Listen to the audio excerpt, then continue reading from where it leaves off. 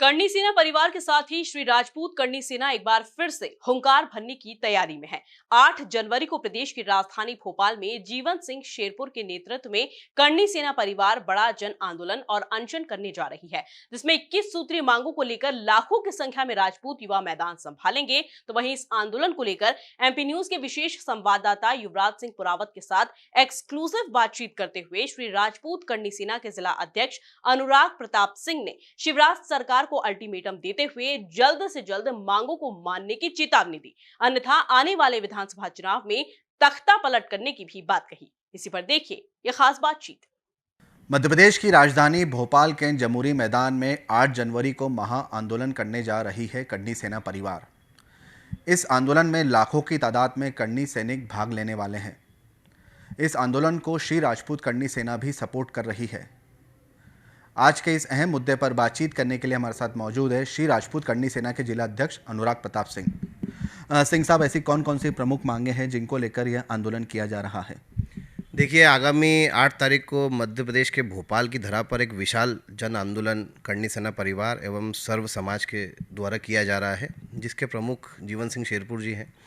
और यह इस पे 21 सूत्रीय मांगे हमने रखी हैं। 21 सूत्रीय मांगे अपनी अपनी जगह अपनी अपनी प्राथमिकता है उन मांगों की, जिसमें विशेष रूप से सबसे प्रथम हमने आर्थिक रूप से आरक्षण को लागू करने की मांग रखी है। दूसरी, एट्रोसिटी एक्ट में संशोधन।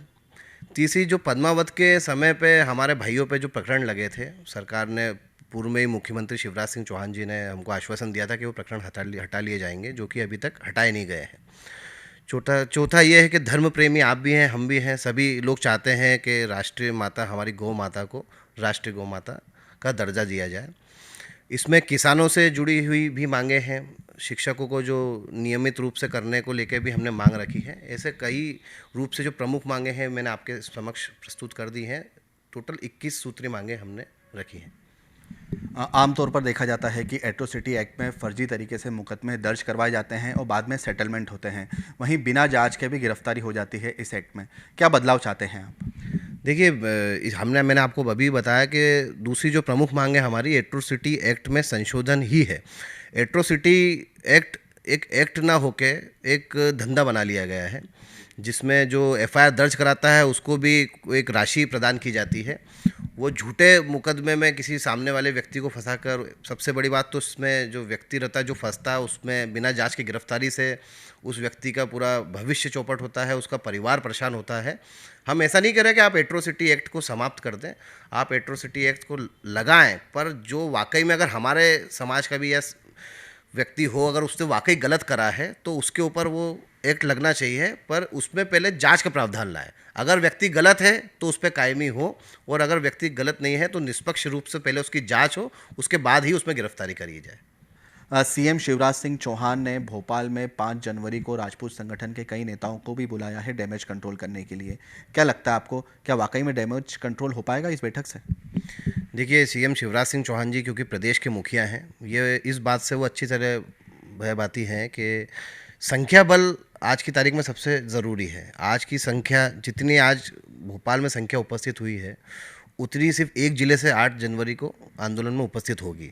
तो सीएम साहब को इस बात से अवगत करा देना चाहता हूँ कि जो भी राजपूत समाज के नेता वहाँ उपस्थित हैं, आज 5 तारीख को जो रखा गया, जब पूर्व से 8 जनवरी आंदोलन निर्धारित है, सब मेहनत कर चुके हैं, सारे करनी सेना उसमें मेहनत कर चुके हैं, सर्व समाज का हमको समर्थन मिल रहा है, तो ये 5 को मेरे हिसाब से इस चीज़ को रखने का कोई औचित्य नहीं था।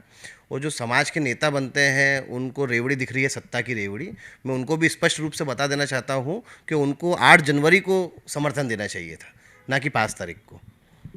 पिछली बार के विधानसभा चुनाव में सीएम शिवराज सिंह चौहान ने एक बड़ा बयान दिया था माई के लाल, जिसके बाद करनी सेना ने एक बड़ा आंदोलन किया था और राज्य की सरकार में तख्ता पलट हो गया था।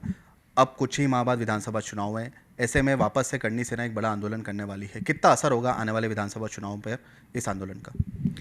देखिए, मीडिया इस बात से अच्छी तरह अवगत है कि करनी सेना ऐसा एक संगठन है जो तख्ता पलट करने की भी ताकत रखता है और तख्त को मजबूत करने की भी ताकत रखता है। विधानसभा चुनाव आने वाले हैं, अगर सरकार हमारी जो 21 सूत्रीय मांगे हैं इनको अगर मानती है, और हमारी जो मुख्य लड़ाई है वो व्यवस्था में परिवर्तन की लड़ाई है। कोई भी सरकार हो, अगर हमारी मांगे मानेगी तो हमें कोई किसी प्रकार की आपत्ति नहीं है। और जो कि आप इसको विधानसभा चुनाव से जोड़ रहे हो, अगर राजपूत को, सामान्य वर्ग को उनके अधिकारियों से वंचित रखा गया तो निश्चित ही आप तख्ता पलट देखेंगे मध्य प्रदेश में। कई कर्णी सैनिक अनशन पर भी बैठने वाले हैं भोपाल में। ऐसे में यदि मांग नहीं मानी जाए तो क्या यह अनशन जारी रहेगा? नहीं, बिल्कुल जारी रहेगा। कर्णी सेना परिवार का हर एक सदस्य और जितने भी वहाँ लोग उपस्थित हो रहे हैं, सब अपनी पूरी तैयारी के साथ, क्योंकि ठंड का प्रकोप भी काफ़ी है, तो सभी अपनी पूरी तैयारी के साथ अनशन पे वहाँ बैठेंगे। जब तक हमारी मांगें नहीं मानी जाएगी, हम वहाँ से नहीं उठेंगे। और इसी चीज़ को लेके आपने अभी सोशल मीडिया पे भी देखा होगा, हमारे समाज की एक बच्ची है सुहानी बाईसा, वो लगभग 220 किलोमीटर की यात्रा कर रही हैं। हर ज़िले से अलग अलग लोग हैं, युवा हैं जो पद यात्रा कर रहे हैं। जीवन सिंह शेरपुर जी ने भी लगभग करीब 1.5 महीने से पद यात्रा, और चप्पलों को नहीं पहन रहे हैं, कोई भी जूते चप्पल को नहीं पहन रहे हैं वो, और लगातार लोगों के बीच में स्वाभिमान यात्रा के रूप में उपस्थित हो रहे हैं।